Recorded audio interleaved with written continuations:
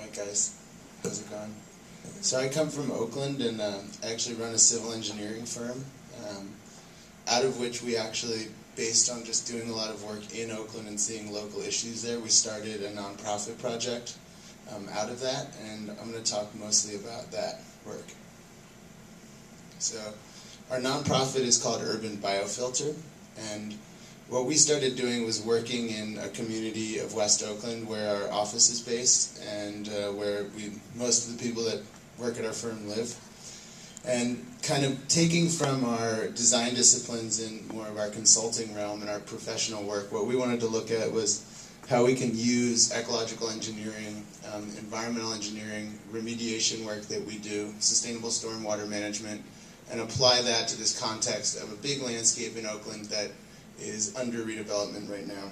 And so what has been driving our nonprofit work, and actually a lot of our for-profit work too, is a very, very unique community participatory design process. And this came from somewhat our own motivation and a couple large proverbial slaps across the face from my friend Margaret Gordon right here, who is one of the Port of Oakland commissioners, and she's a about 40 year resident of West Oakland, major activist, first female, first black, and first, and most important in this context, community organizer that was on the Port Commission, advisory board for the Port. So she sort of saw us coming in with some of our ecological design ideas and said, well, that's great and all, but here's how you can actually do it in context to a community and work with them. And so that was about 6 years ago. So starting to get humbled about just the pace of how things move, and especially in the context of the Army base I'm going to tell you about. It's actually been in redevelopment for about 20 years. So the 6 years I've been involved is kind of just a little blip, and what will eventually probably be another 100 years of redevelopment. So that said, going back to some of the first work we started doing was, even though there's such a long context, we wanted to just kind of get started. There weren't any trees planted in the Port of Oakland. They actually removed the last 60 or 70 of them during an environmental cleanup in about 2007. So we said, let's go in and actually do some planting, and instead of in this sort of environmental versus industrial context, we said, let's work with the truckers, who everyone is arguing is the biggest polluters out here at the Port of Oakland, and actually do screen plantings for their restaurants and their community center out at the port to actually improve their air quality. So we did that, and from that we sort of developed this vision of actually planting a lot of open space in West Oakland. And kind of along the way with our grander vision that's taking on hundreds of acres, we have been making sort of small blips, relatively big blips.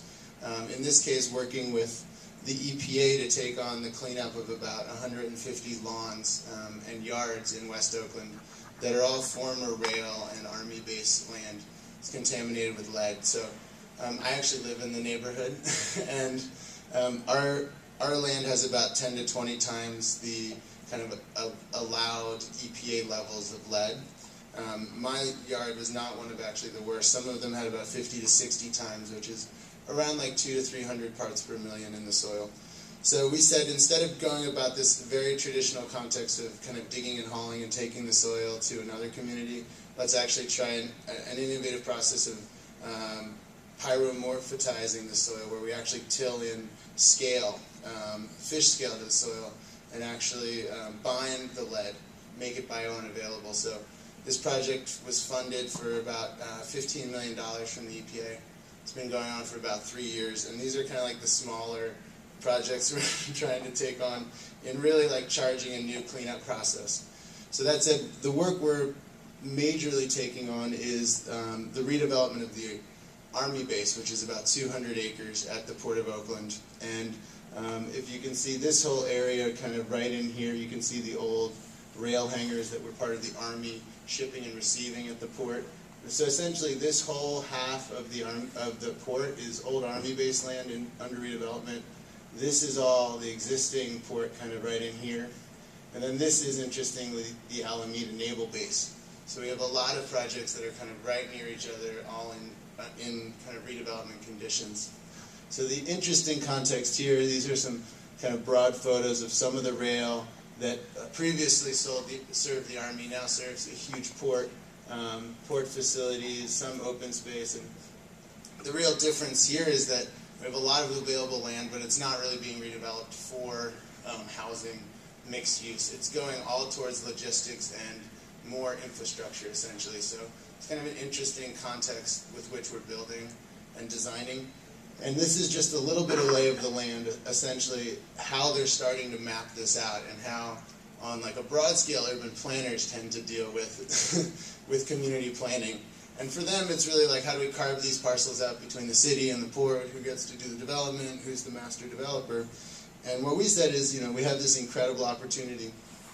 And we also have a community that's dramatically impacted by the air quality of the existing port, let alone 200 more acres of it. So what we've been doing is sort of asking the questions where a lot of other people haven't been around, how can we take more of a community-driven planning process for the project? So that said, instead of just sort of carving it up as is on these somewhat arbitrary lines, what we've done is take a step back to look at, what was this land 100 years ago, 200 years ago, and what have the different hands been that it's moved through, and started to look at kind of what it can be in the future, looking at it kind of going from Army base, being decommissioned in '99 essentially, ostensibly decommissioned about 10 years before that, and it's really been just sort of this in-between land for the last, let's say, 25 years. So instead of just looking at what it was 25 years ago, what we've really started doing is looking at what it was maybe 150 years ago. So the part that is actually the Army base is this old kind of peninsula here, plus about this much land that's been built out into the bay. So for us, that's a big element as we start to address stormwater, kind of effects of sea level rise, other impacts on the area. The other thing we look at is essentially generating these layovers of various data that's been gathered for the area. So what these circles are essentially different intensities of cancer risk of the community, I live right here, of the community that's exposed to the port air quality, as well as, for example, right here, this whole zone is the bridge going over to San Francisco. So you can see this huge plume right as people are essentially starting up. All that area kind of drifts back at us. So the really interesting context here is that this is the closest community-port relationship in at least California that I know of, and in most of the country. So we have bigger ports, but they're much further away from community. So what we've been looking at is how can we kind of like support the development and growth of the port and actually use some of this Army-based land to buffer the community from those impacts. So part of the what we've been exposed to over the years is essentially a 90% greater diesel emissions per square mile and 7 times more exhaust per person than any other county. We also have, as you start to break this exhaust down, it mostly gets kind of blamed on the truckers, but I mean most of those truckers also live in my neighborhood, so it's this really complex kind of problem in which we are really collaborative, but a lot of the particulate matter that's impacting human health is coming from the trucks, but a significant part is also coming from the shipping industry. So we're sort of trying to take a lot of carb data and air quality data, simplify it for the community and convey what's going on.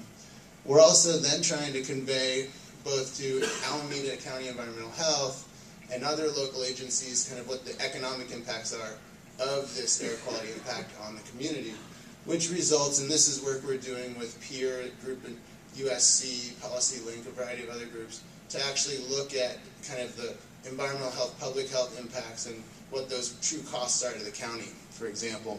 So here, for example, 1 million missed school days, 300,000 plus missed work days from air quality related illnesses, highest asthma rate in all of California, and jumping back into kind of how the developers look at it. Just to give you that little context and get back to what's really happening. So now essentially about 150 acres right here has been handed over to a master developer. City's working with this master developer. A city like Oakland that has very little money sees this as a great opportunity. And the challenge is that there has not been an environmental review process. and they're trying to use about a 20-year-old EIR that's no longer applicable to get funding, and there hasn't been much community involvement. So we've been sort of working in a really collaborative way with the developer to say, let's look at this proactively. I don't want to go through an EIR process, but want to really put forth the best design possible we can for this expansion. This is all former Army base land here. So what we said we'd do is work really closely with their current development model, their building square footages, what they need, and start to overlay some of the green infrastructure to improve air quality and water quality, kind of environmental health for our community. So what we've also been looking at is this kind of really interesting dichotomy that you get between this sort of conventional, new industrial infrastructure, and then some obligation from Caltrans and other people to integrate parks into it. For me, it's sort of a weird context of how it's going on right now, because we have a very, very active port, 65,000 truckers coming in and out every day, which I support as a resident and want that, but we don't necessarily want kiddie parks next to 65,000 truckers coming in and out every day. So there's this dichotomy of we can create a destination park in an extremely active port. So what we're trying to say is, instead of kind of developing this nice park alongside one part of the port, let's make the whole port ecological, and not necessarily in the focus of getting people out there for recreation, but more for a new type of urban park, which is actually for remediating air and water and so on and so forth. So that said, what we've been saying is, let's take these two development models of sort of this working waterfront versus a park and start to blend them, and sort of both work with the community and work with environmental mitigation on site rather than off-site mitigation. So the first thing we've been doing for about 5 years, but more formally for about 2 or 3 months, is working with a lot of the community members. And the unique thing about how we define community on this site is essentially, it's not just the residents or the NIMBY people or the folks that are living right next door, but there's also a very diverse community that's out working at the port that isn't being heard or isn't really getting to voice a lot of their issues. And they're also the ones that spend the most time out there and know the most, for example, about traffic.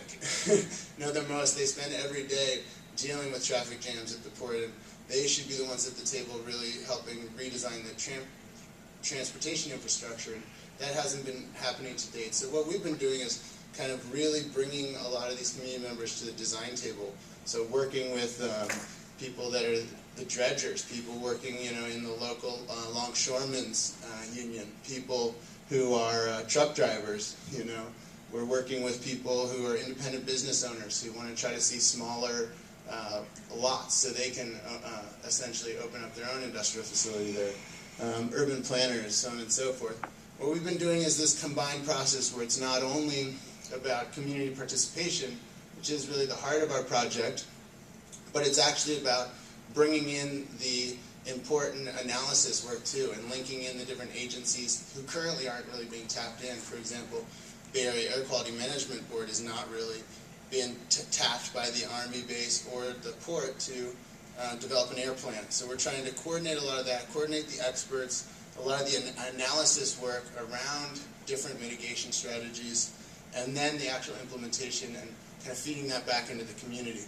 So the state of California recently, about a month and a half ago, 2 months ago, gave us $250,000 to keep doing this work. So we've been doing it, and basically comes to the Strategic Growth Council, and they saw that there hadn't been any essentially industrial green infrastructure projects like this going on, and could see it as a good model for other bases as well. So it's kind of coming out of it as essentially like new policy, an official urban planning project for the city of Oakland, and what we hope for is real city policy that's going to be voted on how and where we do mitigation work. So that said, I'll dive into it a little bit for a few minutes.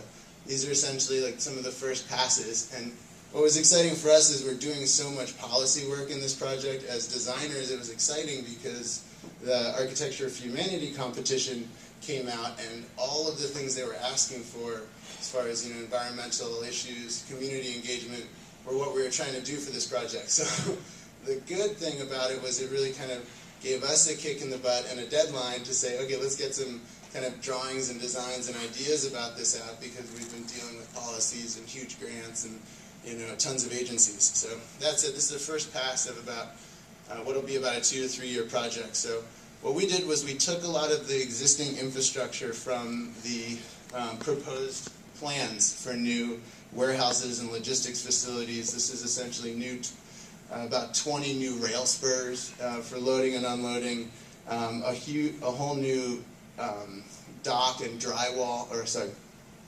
basically drywall for the port here, and then all these gigantic logistics buildings, so 20 acres, some of them.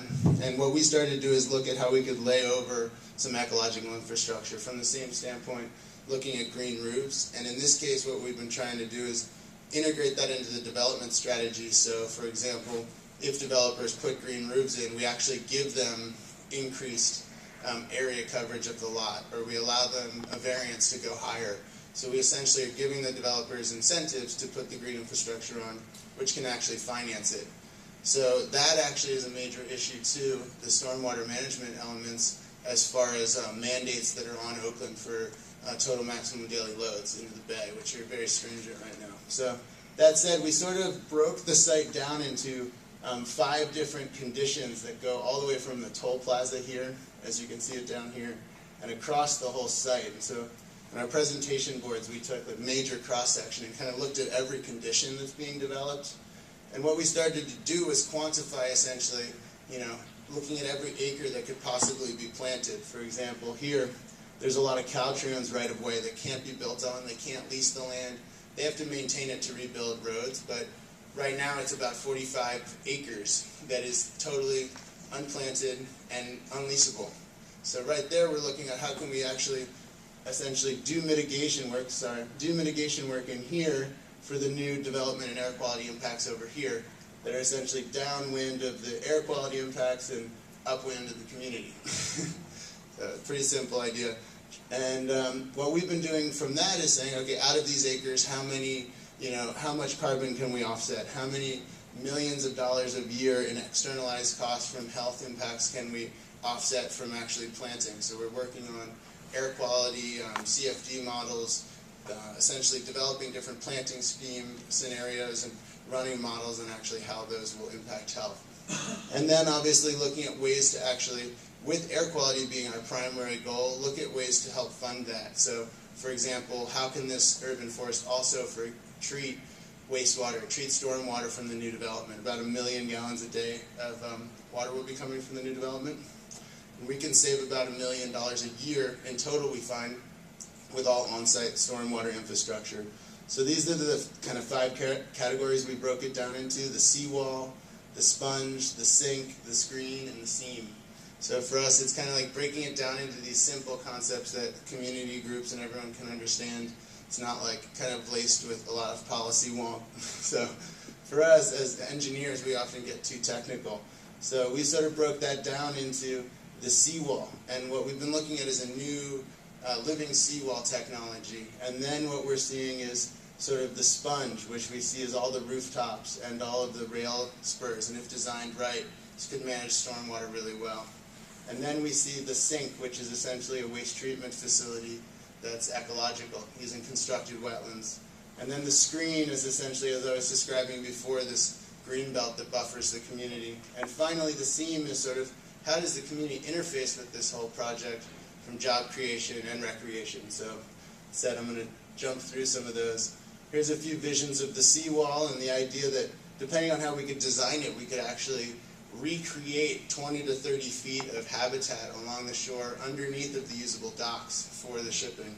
And with all of these conditions, kind of the unique element of our project is we have a process where we look at the current condition, we put forth a kind of design strategy, and then we identify the ecological services that that's providing, from oil and grease filtration to mussel habitat and essentially restoration of the bay. And then we look at, for each of them, economic drivers to actually fund that work. That's not just a taxation on the ships or some basic taxation, where we're actually quantifying all the services that are being provided in these ecosystem interventions.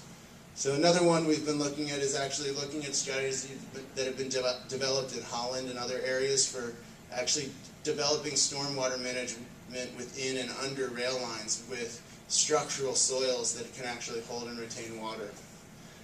Similar, breaking down those conditions. We also are looking at actually how we can use a lot of this land under the freeways for wastewater treatment and other planting and recreation. Finally, a lot of the strategy revolves around a large green belt, and for us, it's not just about beautification and air quality, it's about finding economically viable strategies for our community, which is about 25% unemployed right now, and actually looking at how we can channel money from environmental health into this community. And for example, there's very progressive policies in other countries around mitigation and cost of emissions. For example, in Holland and throughout Europe, emitters actually pay for diesel particulate matter 2.5, which is the most health impactful.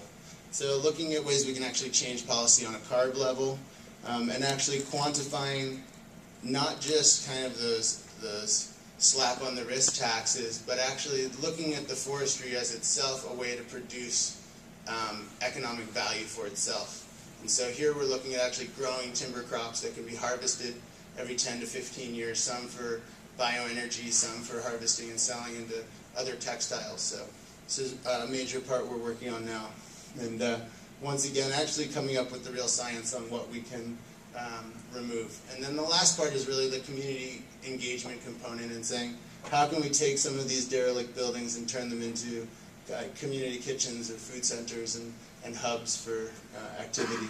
So, and as I was saying before, the last element is actually looking at how many people we can employ in these kind of ecosystem services. And at full capacity, we've even looked at, I think they've, guys that work on our team have identified about 120 jobs, 140 jobs that could be generated in supporting these services. And now I just wanted to show you the sort of a map that's somewhat frightening. This is the next year that I have ahead of me. So this is essentially the different city agencies and county and Caltrans and various state regulatory and federal agencies we're dealing with on the project and kind of working collaboratively with, but also trying to navigate. Finally, this is just one simplified little corner of that previous diagram, which is just the city of Oakland, which is kind of a beast in and of itself. And so I'll leave you with that, as we have a great vision and we have some funding to push it through, but also a huge quagmire to take on. So, thank you.